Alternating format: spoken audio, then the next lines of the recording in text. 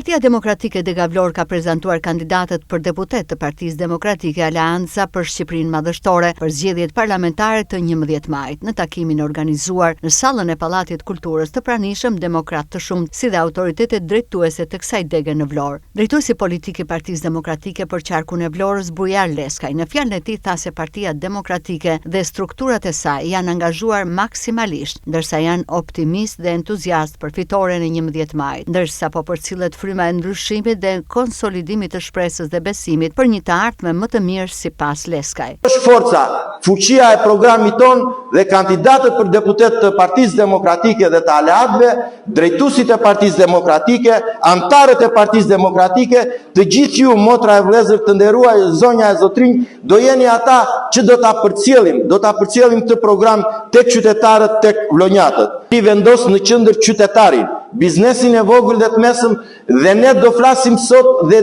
gjithkohon, dhe mbas 11 majit ne këto premtime do t'i bëjmë realitet.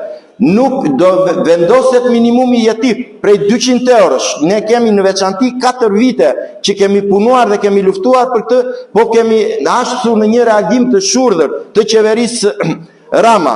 Ju besoj keni ndjekur, unë kam zhvilluar dhe interpelanca të posaçme për këtë. Tjetër, pensionistëve u kthejmë të vëshën e mallrave të shportës, e cila në bazë të llogaritjeve është një lehtësim i madh. Nuk është pak, po është pothuajse 2-3 pensione në vit. Energjia elektrike do të zbresë në 7 lekë.